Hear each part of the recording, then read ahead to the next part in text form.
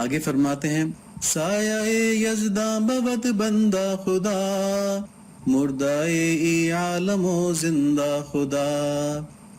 اللہ کا خاص بندہ جو ہے وہ اللہ تعالیٰ کی طرف سے سایہ ہوتا ہے، اور دنیا کی طرف اس کی توجہ مردوں کی طرح ہوتی ہے، یعنی دنیا سے غافل ہوتا ہے، اور اللہ تعالیٰ کی طرف اس کی توجہ زندوں کی طرح ہوتی ہے، یعنی کہ وہ اس طرف بڑا ہوشیار ہوتا ہے۔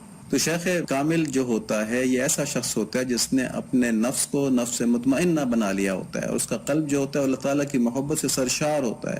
تو ایسی حالت کے اندر اس کے نفس کا زور ختم ہو چکا ہوتا ہے، دنیا کی طرف اس کی کوئی توجہ نہیں ہوتی، بالکل بے لوث ہو کے اس کی طرف جو بھی آتا ہے اس کو اللہ تعالیٰ سے جوڑ دیتا ہے، اس کو نظر ہی کچھ اور نہیں آ رہا ہوتا، اس کو صرف اللہ تعالیٰ نظر آ رہے ہوتے ہیں، اور اللہ تعالیٰ کی ہر چیز سے کیونکہ اس کو محبت ہوتی ہے تو اللہ تعالیٰ کی مخلوق سے بھی محبت ہوتی ہے۔ جب اللہ تعالیٰ کی مخلوق سے محبت ہوتی ہے تو خیر خواہی کیا ہوتی ہے اس کی کہ مخلوق میں جس پہ بھی اس کا بس چلتا ہے اس کو اللہ تعالیٰ سے جوڑ دیتا ہے، اپنے محبوب سے اس کو ملا دیتا ہے۔ تو یہ سایہ خدا ہے۔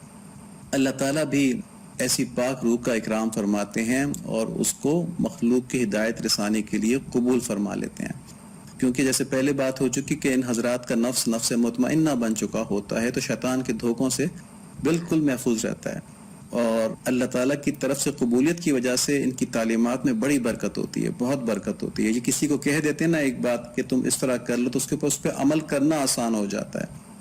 چنانچہ روحانی داعیہ کی مانند شیخ جو ہوتا ہے وہ اپنے شاگرد یا اپنے مرید کو شیطان اور نفس کے مہلک دھوکوں سے بچاتا ہے، کیونکہ خود اس پہ تو وہ چل نہیں سکتے لیکن ان سے واقف ہوتا ہے پوری طرح، وہ کس طرح شیطان دھوکہ دیتا ہے، اور اپنی بابرکت تعلیمات سے وہ اپنے ساتھ جو اس کے لوگ سالک آئے ہوتے ہیں، جو طالب آئے ہوتے ہیں، طالب خدا آئے ہوتے ہیں، ان کو روحانی غذا فراہم کرتا ہے تاکہ روح میں اتنی قوت آ جائے کہ پرواز کر کے اللہ تعالیٰ کی محبت کی طرف بڑھنا شروع کر دے۔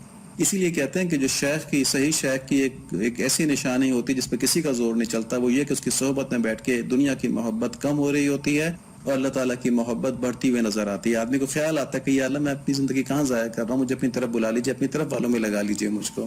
یہاں پر ایک اور لطیف بات بھی ہے، اور وہ یہ کہ دنیا پرستی کے خیالات کو سائے سے اس کی صفت ناپائیداری کی وجہ سے تشبیہ دی تھی، لیکن سائے کی ایک اور صفت بھی ہے، اور وہ یہ کہ وہ جو اوریجن آف لائٹ ہے اس کا بھی پتہ دیتا ہے، اس کے لیے بھی دلیل بن جاتا ہے کہ جہاں سایہ ہوگا وہاں پہ ظاہر لائٹ ہوگی تو سایہ ہوگا نا، روشنی ہوگی، نور ہوگا تو سایہ ہوگا۔ اور مزید یہ کہ جو سائے کا سائز ہوتا ہے، جو اس کی ڈائریکشن ہوتی ہے، اس سے جو اوریجن آف لائٹ ہے اس کا بھی پتہ چل جاتا ہے کہ وہ کس جگہ پر ہے۔ تو سایہ جو ہے بیسیکلی وہ منبع نور، روشنی کا منبع یا اوریجن آف لائٹ جو ہے اس کے بارے میں بتاتا ہے، اس کی معرفت دیتا ہے۔ تو اس لحاظ سے جو مرشد ہے، جو شیخ ہے، اس کو سایہ یزداں کہا گیا، اور یزداں سے مراد اللہ تعالیٰ ہے، تمام نور ہدایت اللہ تعالیٰ کی طرف سے ہے، تو ظاہر ہے کہ مرشد جو ہے وہ اللہ تعالیٰ کا پتہ دے رہا ہوتا ہے، اس لحاظ سے وہ سایہ ہوتا ہے۔ آگے مولانا فرماتے ہیں دامن او گیر زو تر بے گماں، تاریہی از آفت آخر زمان، جلد تر اور بلا تردد اس مرشد کا دامن پکڑ لے تاکہ آخرت کی مشکلات سے نجات پائے۔ اب آخر زمان جو یہاں پہ کہا گیا اس شعر میں، اس کے 3 مطلب ہو سکتے ہیں۔ اگر عمر کی آخری ساعت مراد ہے تو آخرت کا مطلب موت کی تکلیف اور ابلیس کا ایمان کے اوپر حملہ ہوگا۔ تو موت کی تکلیف کے ساتھ ہی شیطان بھی پہنچ جاتا ہے، اور اس وقت اس کی کوشش ہوتی ہے کہ بندے کو بہکا دے، اس کے ایمان کو چھین لے اس سے۔ تو کبھی وسوسے کے ذریعے کسی کو موت کے وقت اللہ تعالیٰ سے مایوس کرنے کی کوشش کرتا ہے، یا اللہ تعالیٰ کی جانب سے جو موت کا فیصلہ ہوتا ہے اس پہ عدم رضا میں مبتلا کر دیتا ہے، یا کسی اور طرح بہکانے کی کوشش کرتا ہے۔ اسی وجہ سے نبی صلی اللہ علیہ وآلہ وسلم نے ایک خاص دعا جو ہے اس لیے تعلیم فرمائی ہے، اور دعا یہ ہے کہ اللہم انی اعوذ بک من الہدم واعوذ بک من التردی واعوذ بک من الغرق والحرق والحرم واعوذ بک ان یتخبطنی الشیطان عند الموت واعوذ بک ان اموت فی سبیلک مدبرا واعوذ بک ان اموت لدیغا، کہ اے اللہ بے شک میں آپ کی پناہ چاہتا ہوں ہدم سے، یعنی کسی مکان وغیرہ کے منہدم ہونے کی موت سے، اور میں آپ کی پناہ چاہتا ہوں اونچائی سے گر کر ہلاک ہونے سے، اور میں آپ کی پناہ چاہتا ہوں غرق ہو کر یا آگ سے جل کر مرنے سے اور بڑھاپے سے، اور آپ کی پناہ چاہتا ہوں اس بات سے کہ موت کے وقت شیطان میرے حواس مختل کر دے، اور میں آپ کی پناہ چاہتا ہوں اس بات سے کہ میں مروں آپ کے راستے میں پیٹ پھیر کر بھاگتے ہوئے، اور میں آپ کی پناہ چاہتا ہوں کہ میں سانپ کے ڈسنے سے مر جاؤں۔ تو یہاں پر دعا میں جو مختلف چیزوں سے پناہ مانگی گئی ہے اس میں ایک چیز یہ بھی ہے کہ شیطان موت کے وقت آ کر میرے حواس کو خراب کر دے۔ اب جس کسی نے بھی کسی ماہر روحانی ڈاکٹر سے یعنی شیخ سے اپنے نفس کی اور قلب کی اصلاح کروائی ہوگی، اس کے دل میں مرتے وقت بھی صرف اللہ تعالیٰ کی محبت کی طلب ہوگی، اور ظاہر نیک اعمال کیے ہوں گے جنت اس کے اوپر کھول دی جائے گی. تو موت کے وقت اس کی روح جو ہے وہ اپنے رب سے ملنے کے لیے، اپنے جنت میں جانے کے لیے ایسی بے چین اور خوش ہوگی کہ اس کو نہ کسی تکلیف کا احساس ہوگا موت کی، سکرات موت جسے کہتے ہیں، اور نہ اس کو شیطانی وسوسوں کے اوپر دھیان ہوگا. انشاءاللہ اللہ تعالیٰ ہم کو یہ نصیب فرما دیں. اور اگر آخر زمان سے مراد قرب قیامت ہے تو آفت کا مطلب جو فتنہ دجال ہے یا یاجوج ماجوج وغیرہ ہیں یہ ہوں گے.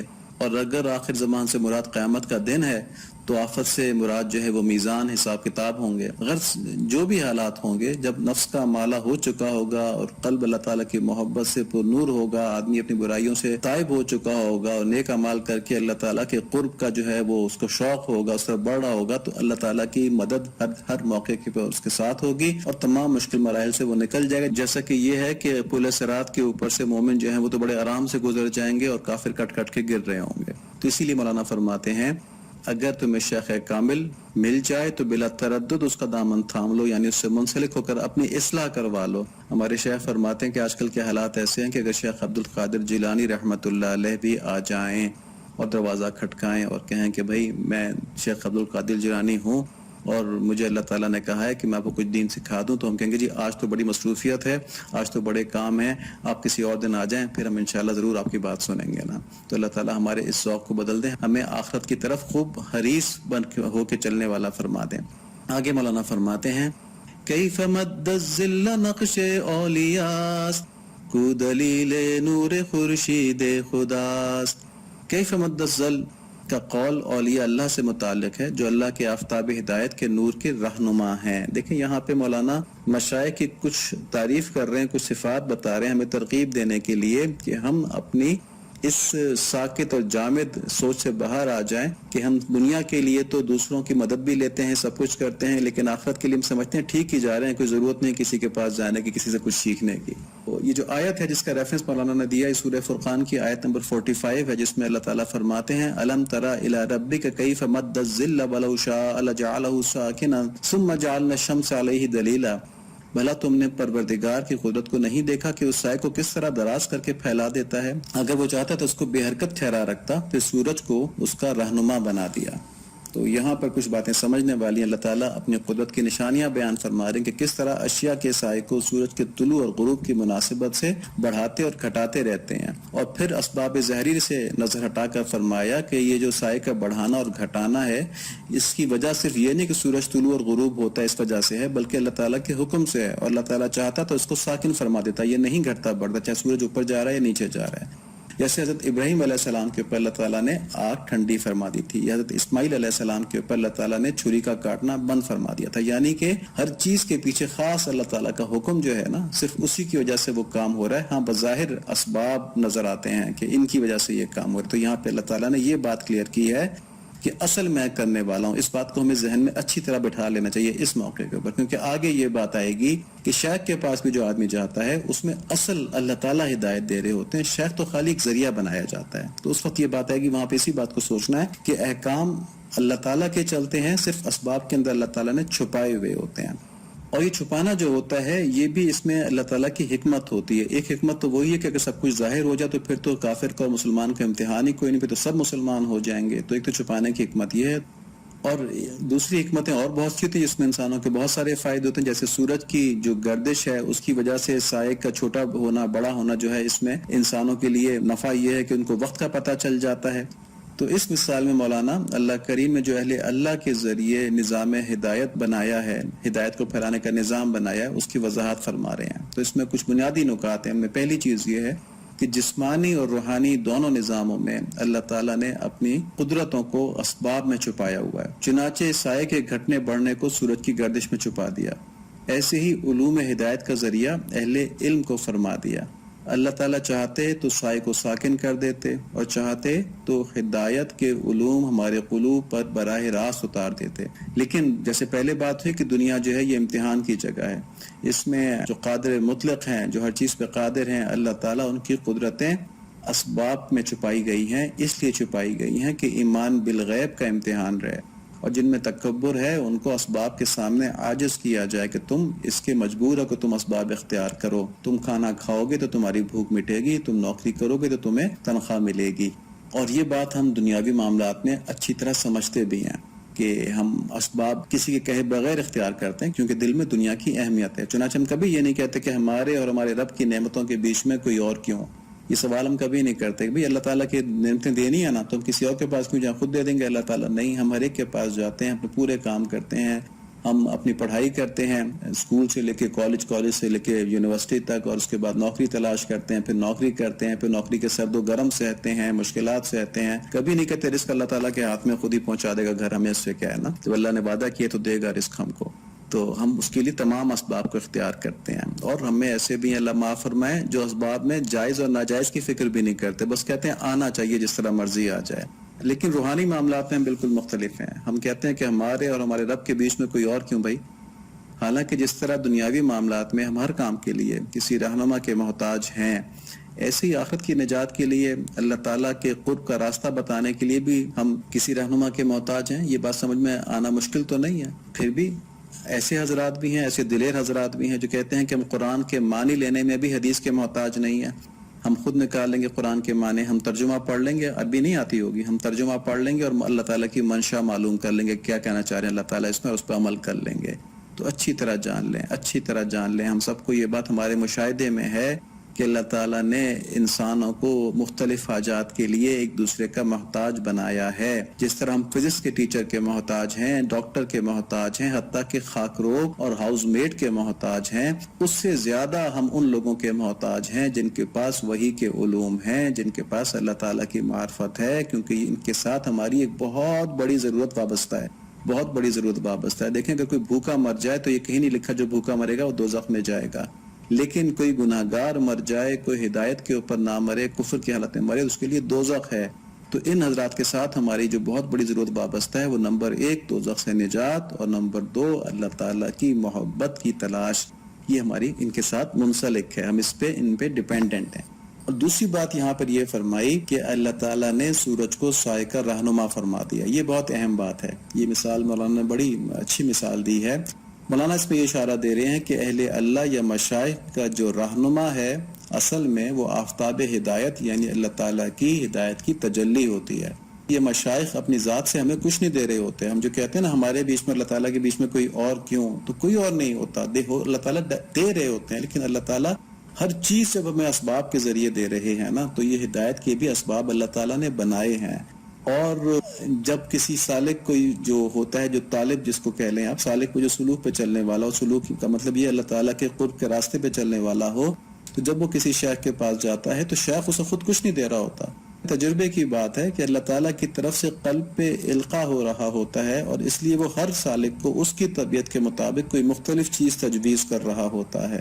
اور آہستہ آہستہ آہستہ آہستہ یہ باتیں جو اللہ تعالیٰ کی طرف سے اس خاص شاگرد کے لیے اس کے دل پر آ رہی ہوتی ہیں, ان کو بتا کے آہستہ آہستہ اللہ تعالیٰ کے قریب کر رہا ہوتا ہے. اور دیکھیں یہ کوئی ایسی باتیں جو سمجھ میں آنے والی نہ ہو. نبی صلی اللہ علیہ وآلہ وسلم کیا فرماتے ہیں, یہ بخاری شریف کی حدیث ہے.